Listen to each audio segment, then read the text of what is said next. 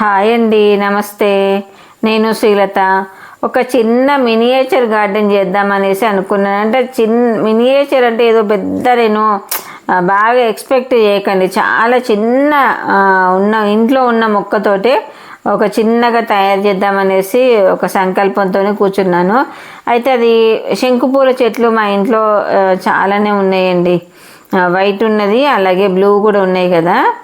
వాటిని నేను ఏదన్నా ఒకటి చేయాలి అని అనుకుంటున్నాను. సరే, ఒకరోజు కుదిరి కూర్చున్నాను.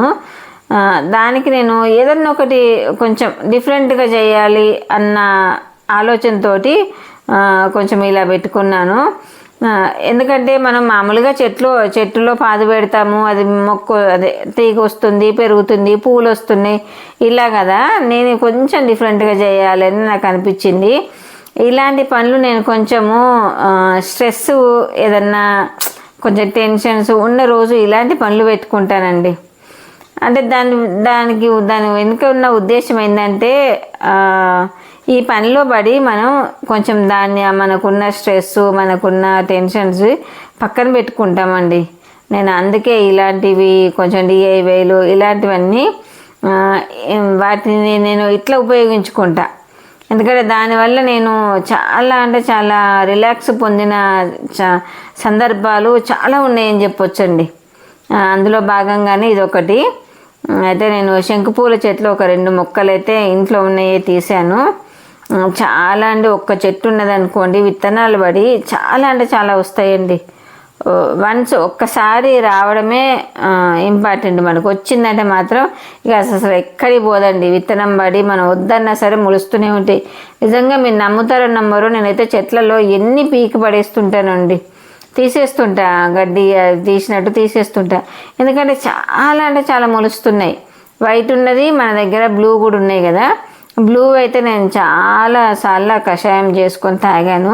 చాలా మంచిదని అంటారు కదండి. ఆయుర్వేదంలో ఆయుర్వేదం రకంగా ఆలోచిస్తే చాలా మంచిది అంటారు. నేను చాలా కొన్ని వందల సార్లు బ్లూ పూలు కషాయం లెక్క చేసుకొని తాగానండి. దానివల్ల మనకు నిజంగా కూడా నేను ఆయుర్వేదంలో దానివల్ల ఉన్న బెనిఫిట్స్ వీడియోలలో చూశాను కదండి. చాలా మంచిదండి. మరి వైట్ పూలనైతే నేను ఎక్కడ కూడా దానివల్ల ఉన్నది ఏంటిది, దాన్ని ఏం చేస్తారు అని మాత్రం నేను ఎక్కడ చూడలేదు, వినలేదు కూడా. బ్లూ కలర్లో ఇంకా ముద్ద శంకు పూలు కూడా ఉన్నాయండి. చాలా వీడియోలలో చూశాను. అదొక్క మొక్క కూడా సేకరించాలండి. ఎవరన్నా ఈ వీడియో చూసేవాళ్ళు మీ దగ్గర ఉంటే కనుక నాకు కొంచెం విత్తనాలు పంపించే ప్రయత్నం చేయండి. ముద్ద శంకు పూలు బ్లూ కలర్వి. సరే, అలా నేను ఒక రాడుని ఒక 3 రౌండ్స్ అట్లా చుట్టి, ఒక చిన్న సన్న రాడు ఉంటే దాన్ని అట్లా V షేప్లో చేసి దానికి రౌండ్ రాడు కట్టానండి. కట్టి నేను పెట్టిన శంకుపూల మొక్క అంతా చుట్టిస్తున్నాను. ఇటొక మొక్క పెట్టా, అటొకటి పెట్టా. అంటే ఆపోజిట్ డైరెక్షన్లో పెట్టాను. ఆ 2 పాకిస్తే మొత్తము మంచిగా పూలు వచ్చినప్పుడు మాత్రం చాలా బాగుంటుందండి.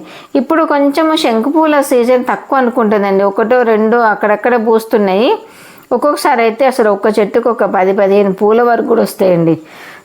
ఇప్పుడు కొంచెము తక్కువ సీజన్ అనుకుంటా. సరే, ఎట్లయినా సరే రోజుకు ఒక 2-3 అన్నా మా దొడ్లో దొరుకుతాయిలేండి పూలు అయితే.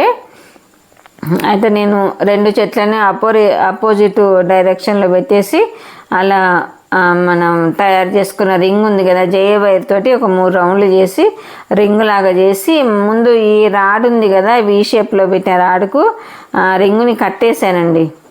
అదే జయ వైర్ తోటి కొంచెం కదలకుండా కట్టేసి ఈ చెట్లు దాన్ని చిన్న వైర్ తోటి చుట్టేస్తున్నాను. ఇది పెరిగిన తర్వాత చాలా లుక్ ఉంటుందండి. నేను ఎందుకంటే ఇదివరకు ఇలాంటివి 2-3 చేసా. నా పాత వీడియోలలో చూస్తే మీకు అర్థమైపోతుంది. ఇలా మనము ఎన్నో రకాలుగా చేసుకోవచ్చండి. చెట్లతోటి రకరకాల ఐడియాలతోటి రకరకాలుగా చేసుకోవచ్చు. ఒక్కొక్కరు అయితే చాలా చూడముచ్చటగా చేస్తున్నారండి. మంచిగా చేసుకోవచ్చండి. ఎంత పెద్ద ఖర్చు పెట్టకుండా ఇంట్లో ఉన్న వాటితోటి మనము సింపుల్గా మనీ ప్లాంట్తోనైనా, ఈవెన్ మనీ ప్లాంట్ అయితే ఇట్లా పడేస్తే వచ్చే మొక్క కదండి, దాంతోనైనా సరే రకరకాలుగా మనం చేసుకోవచ్చండి. నేను కూడా మనీ ప్లాంట్తోనే దాదాపు నా మొత్తం యూట్యూబ్ జర్నీలో ఒక 8-9 వీడియోలు ఉండుంటాయండి. షార్ట్స్ కానీ లాంగ్ వీడియోలు కానీ కలిపితే 8-9 ఉండుంటాయి అనుకుంటా నాకు తెలిసి. అయితే మా ఇంట్లో మనీ ప్లాంట్ కూడా నా దగ్గర 3 రకాలుగా ఉన్నాయండి. మనీ ప్లాంట్లో కూడా నాకు తెలిసి అయితే నేనైతే ఇప్పుడు 3 రకాలు చూశాను. ఎందుకంటే మా ఇంట్లో ఉన్నాయి కాబట్టి 3 రకాలు చూశాను. అది కూడా ఎప్పుడన్నా మీకు ఒక వీడియోలో చూపిస్తాను. తర్వాత ఈ చెట్లు పెట్టి ఆ తీగంతా దానికి చక్కగా చుట్టేసి అది కదలకుండా మంచిగా ఇట్లా చిన్న సన్న వైర్తో పెట్టాను. పెట్టిన తర్వాత ఆ కింద మొదట్లో ఫస్ట్ వేరే ఏదన్నా చిన్న ప్లాంట్లు పెడదాం అనుకున్నా. సరే దానికంటే స్టోన్స్ వేస్తే ఎంత బాగుంటుంది, ఎలా ఉంటుంది అని ఆలోచించి, ఇంట్లో ఎప్పటికీ ఉంటాయి కదండి స్టోన్స్. నేను ఆల్రెడీ డిఐవైలు చాలా చేస్తుంటా కదా, ఆ స్టోన్స్ తెచ్చి అలా ఊరికనే అండి అలా వేసేసి అంతే వేసేసి ఇంట్లో చిన్న బుద్ధుని బొమ్మ ఉంది కదా, బుద్ధుని కూడా నా దగ్గర ఒక 4-5 రకాలు ఉన్నాయండి. అంటే 4-5 సైజులు ఉన్నాయి. అలా పెట్టేసి ఆ స్టోన్స్ అన్ని వేయంగానేనండి నిజంగా ఎంత లుక్ వచ్చిందండి. ఆ టబ్బుకే మస్తు లుక్ వచ్చింది. అలాగే మీరు కూడా అసలు ఎలా ఉంది అనేది మాత్రం ఒక కామెంట్ పెట్టండి. నాకైతే చాలా అంటే చాలా ప్లెజెంట్గా మంచిగా అనిపించిందండి. దాదాపు ఇదంతా నేను ఒక 1 అవర్ టైం పట్టిందండి నాకైతే మొత్తం చేసడానికి. అంటే ముందు నేను ఏది ప్లాన్ చేయలేదండి, ఏది కూడా ఏ వీడియో కూడా అది ముందు ప్లాన్ ఉండదు. స్టార్ట్ చేస్తా అలా అలా అలా అలా చేసుకుంటూ వెళ్ళిపోతుంటాను అంతే. అయితే దీన్ని ఇవాళ వేరే రకంగా పెద్ద టబ్బులో అనుకున్నాను. సరే టైంకు మళ్ళీ చిన్న టబ్బులో ఇలా చేశాను. అది చెప్తున్నా కదా, నాది ఒక ప్లాన్ ఉండదు. టక్కున ఆ టైంకు ఏది అనిపిస్తే అలా చేస్తూ వెళ్తాను. చూసారా ఎలా ఉందో? కంపల్సరీ నచ్చితే కనుక ఒక లైక్, ఒక కామెంటు, వీడియో కనుక నచ్చితే సబ్స్క్రైబ్ చేసుకోండి. మరొక మంచి కంటెంట్తో మళ్ళీ మీ ముందుకు వస్తాను. నా డిఐవై, నా మినియేచర్ గార్డెను ఎలా ఉంది అనేది మాత్రం నా యూట్యూబ్ ఫ్రెండ్స్ అందరూ నాకు ఒక చిన్న కామెంట్ పెట్టండి.